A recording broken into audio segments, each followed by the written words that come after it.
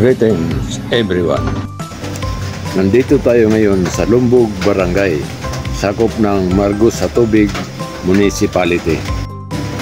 Papunta kami sa nasabing municipality, bibili ng pangsugba, tula at pilaw.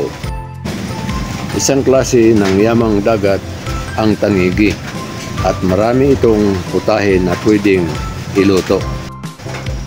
Ang Margos sa Tubig ay isa sa mga daungang dagat ng mga mangingisda. Isa rin itong oldest town, province of Zamboanga del Sur. At nagpapahiwatig ito malakas na agos sa tubig ilog. Based on calendar year 2020 census, Margos sa Tubig has a population of 38,660 people. At mayroon itong 17 barangay. At nandito na kami sa daungang dagat ng mga mangingisda.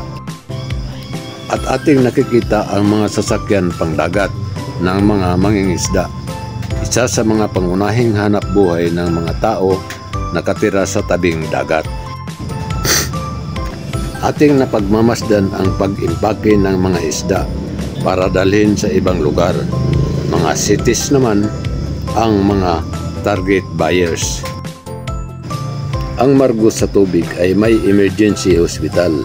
Binawa ito at inumpisahan sa maliit na Operating Rural Health Unit o 1924. Ang kauna-unahang gusali na nagawa ay sa pamamagitan ng voluntary contribution in the form of cash, labor, and materials galing sa mga residente ng munisipyo.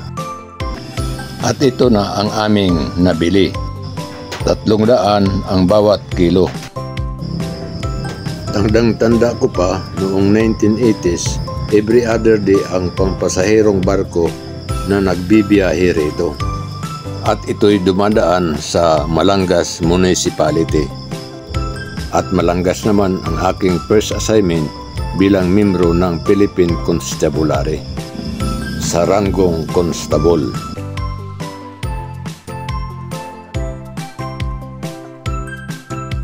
Nabili na namin ang aming pakay, kaya kami ay uuwi na. Pabalik ng Vincenzo Sagun Municipality.